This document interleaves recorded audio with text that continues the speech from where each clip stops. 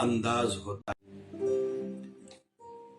उस अंदाज से, उस तरीके से, उसी सोच से ही जीता है जैसी उसकी सोच या बिलीव्स, मान्यताएं बन चुकी होती हैं।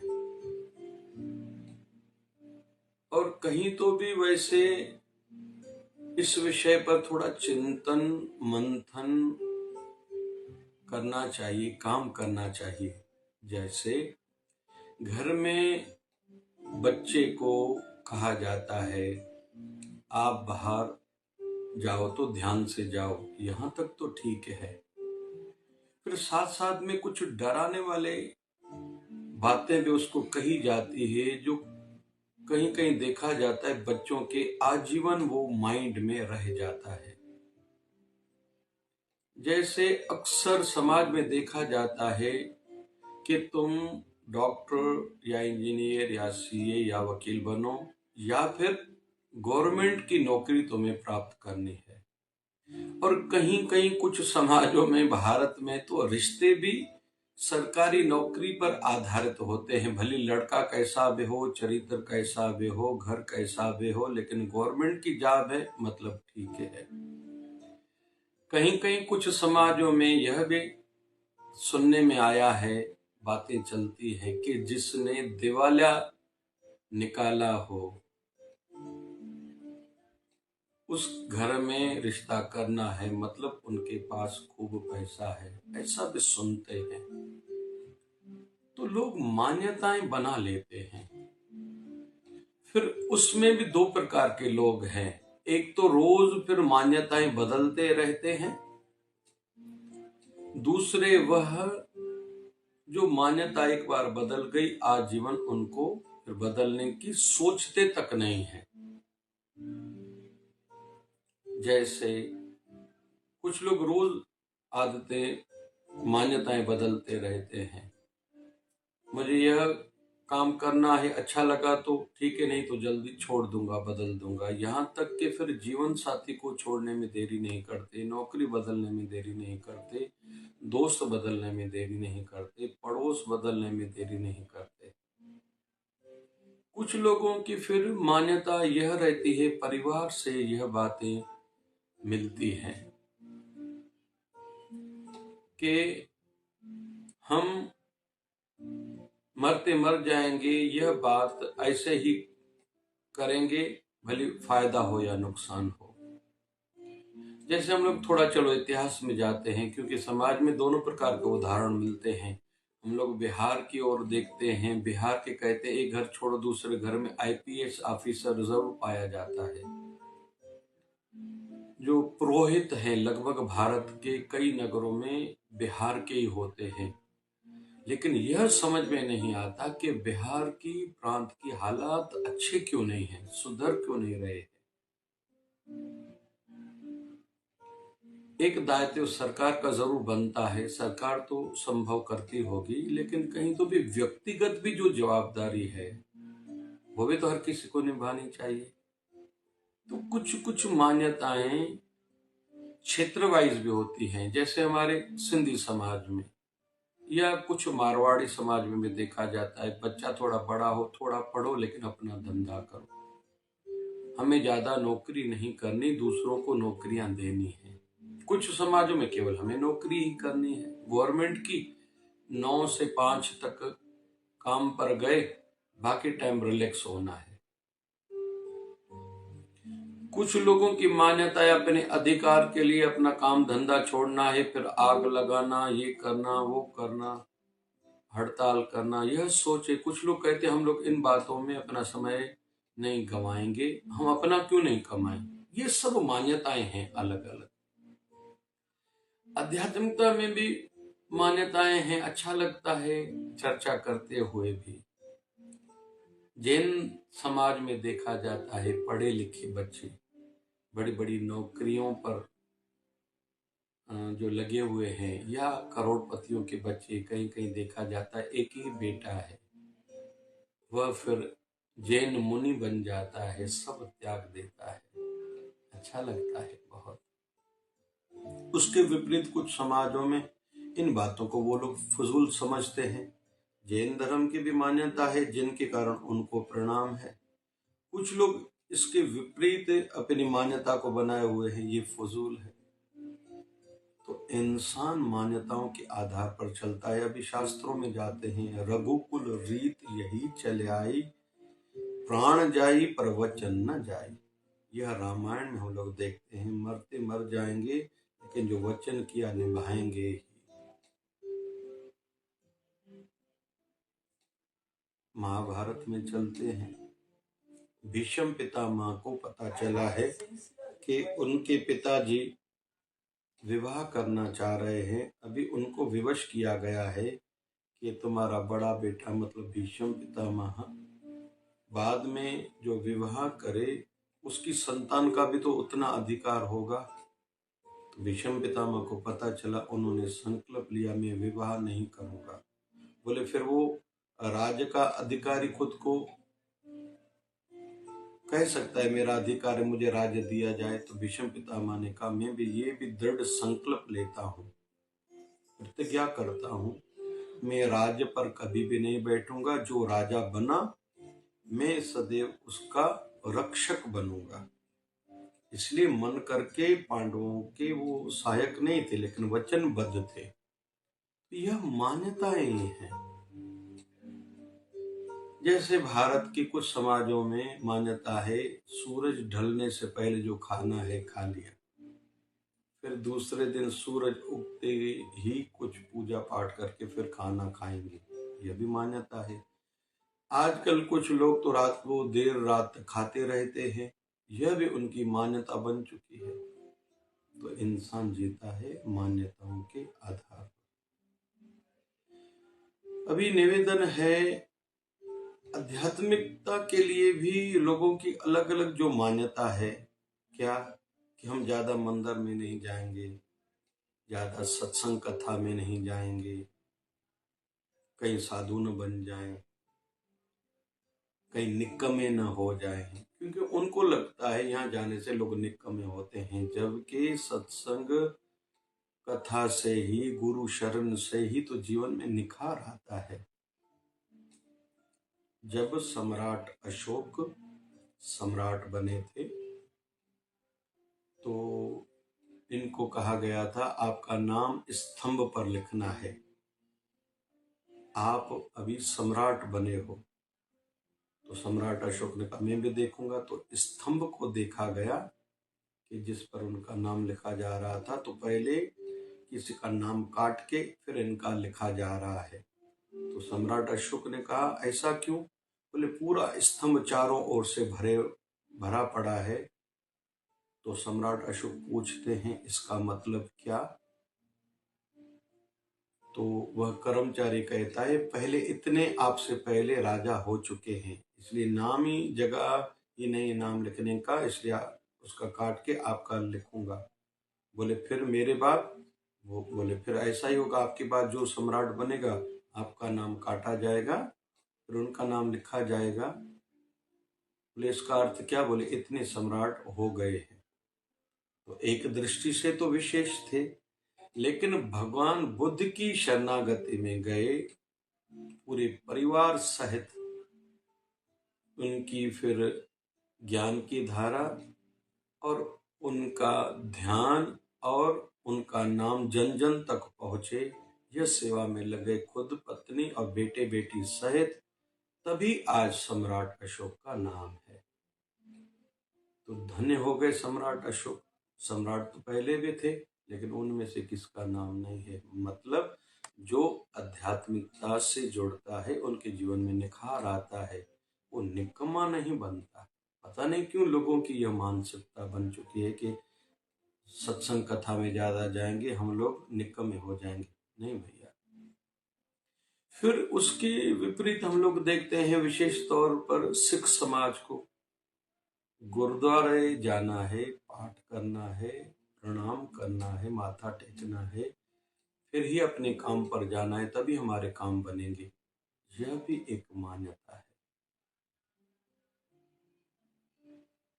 लेकिन दुख होता है यह सुन के कि वहाँ नशा ज्यादा हो रहा है या धर्म अंतरण होना भी शुरू हुआ है, ये सुन के दुख होता है। तो मान्यताओं के अनुसार हम सबका जीवन चल रहा है। अभी क्यों न इन मान्यताओं पर थोड़ा ध्यान दिया जाए, संसारिक दृष्टि से और आध्यात्मिक दृष्टि से। फिर संसारिक में स्वास्थ्य दृष्टि से भी, मैं कब भी कुछ भी क्यों खाऊं, इस हैबिट से क्यों ना हम लोग लाभ उठाएं, इस आदत का फायदा ले। मैं कुछ भी कब भी कहीं भी नहीं खाऊंगा, मान्यता बस बना ले, बच जाएंगे बीमारियों से, बच जाएंगे खर्चे से, बच जाएंगे दुखी होने से। मान्यता क्यों न बना ले, मैं कब भी किसी को भी कहीं भी कुछ भी नहीं बोलूंगा, बोलूंगा तो ढंग से कहूंगा, किसी को अपनी बात मर्यादा से, नम्रता से, किसी को भले सिखाने की सोच में रखता हूं तो तरीका मेरा अच्छा होगा। दूसरे के आत्म सम्मान को चोट न पहुंचे, मैं ऐसे सिखाऊंगा। क्यों ना ऐसी मान्यता बना ले। मैं रूटीन लाइफ में, दिनचर्या में जितनी जितनी सेवाएं सामने आएंगी, मैं वो करता जाऊंगा, नजरअंदाज नहीं करूंगा, कल पर नहीं टालूंगा। मेरे पास जितना पैसा है, जितनी प्रतिष्ठा है, जितनी मेरी पहुंच रिलेशंस है, या भले मैं ऊंचे परिवार से हूं, या मेरा जो पद है या मेरी प्रतिष्ठा है, मैं उससे ज्यादा से ज्यादा निष्काम भावना से सेवा कार्य करूंगा, क्योंकि वो मेरा है। पैसा नहीं तो यहीं रह जाएगा, पद भी एक न एक दिन मुझसे छूट जाएगा, और प्रतिष्ठा की भी कोई गारंटी नहीं है। और भले कोई बड़े परिवार से है, लेकिन भगवान न करे किसी के परिवार पर कोई इल्जाम लगे, ऐसा भी हो सकता है। और संसार परिवर्तनशील है, बदलाव आता ही रहता है।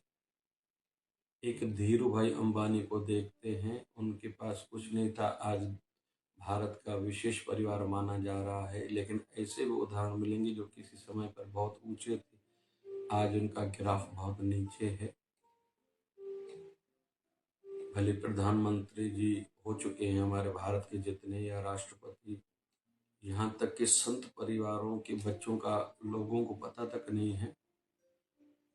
दुख होता है कहते ही, सुनते ही। बड़ी बड़ी हस्तियों की संतानें हैं, लेकिन लोगों को पता ही नहीं है।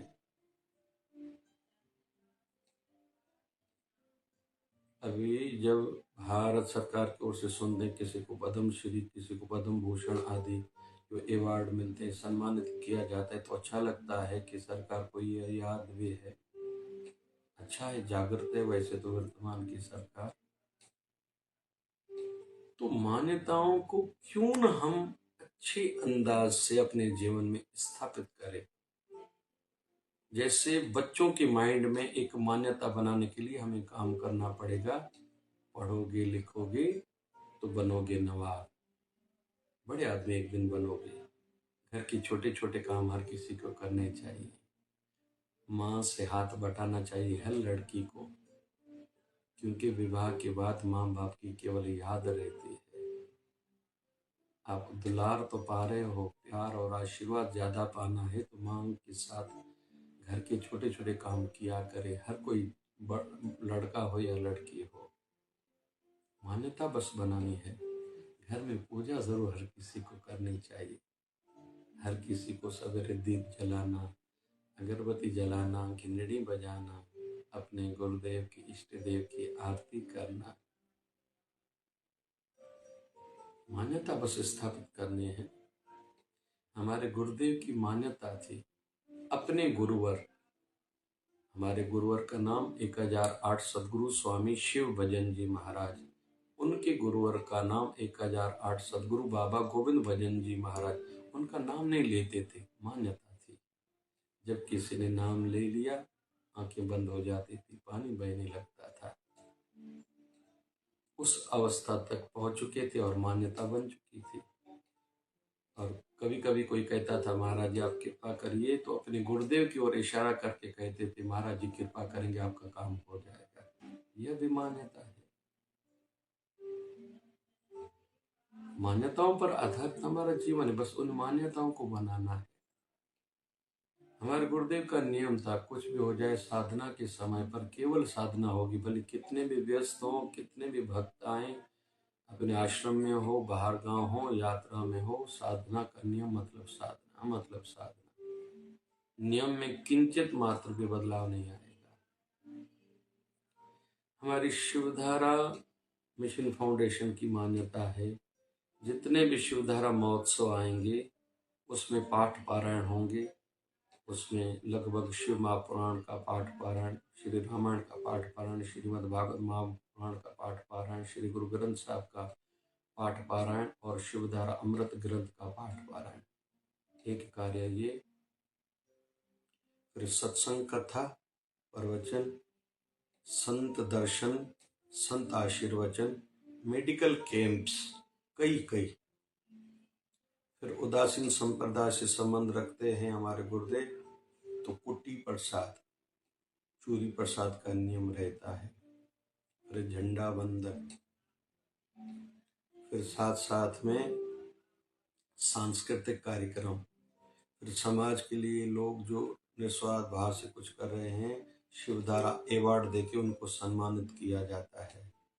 अगर अलग अलग नगरों से, भारत के प्रांतों से कई भगत मंडलियां, भजन गायक संध्या, संगीत संध्या करने के लिए आदि आदि आते हैं, तो उसमें सबका ध्यान रखा जाता है, छोटी आयु वालों का, बड़ी आयु वालों का, सत्संगियों का, या छोटे बच्चों जैसे आकर्षित हो, जुड़े हों, उनके लिए भी कार्यक्रम रखे जाते हैं। धर्म से जुड़े, नॉलेज बढ़े, रुचि उनकी जुड़ी रहे।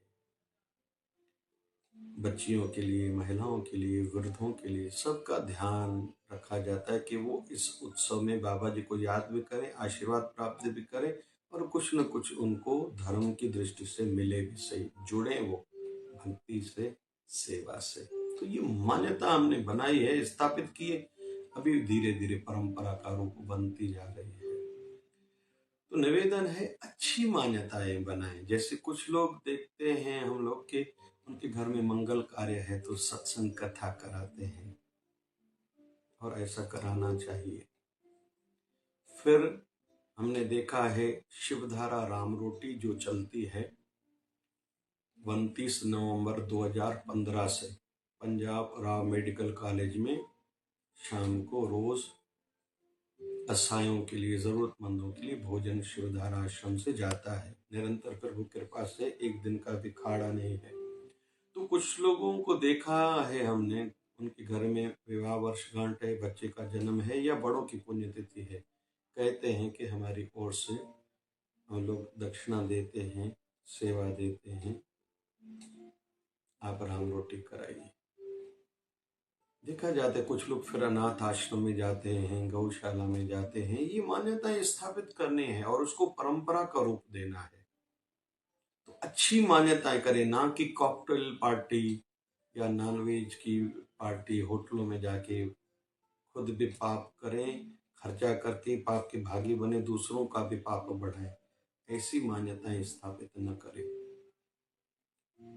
कुछ कुछ पंथों में देखा है हमने कि उनका कोई भी सेवा कार्य, मंदिर, हॉस्पिटल, जो भी कुछ बन रहा है तो हाथों की सेवा करते हैं, कार सेवा उसको बोलते हैं।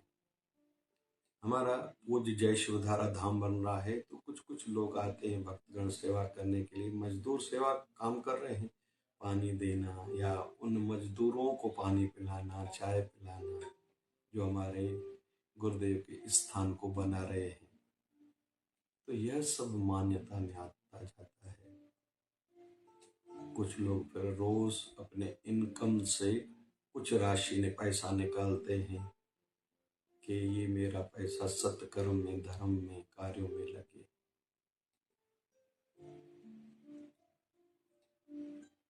एक संत बैठे थे, सत्संग कथा पूरी हुई, एक व्यक्ति आया, सिक्के लेके आया कि महाराज जी ये लीजिए, बाहर भिखारी बैठे हैं, आप जरूरतमंदों में बांटिए।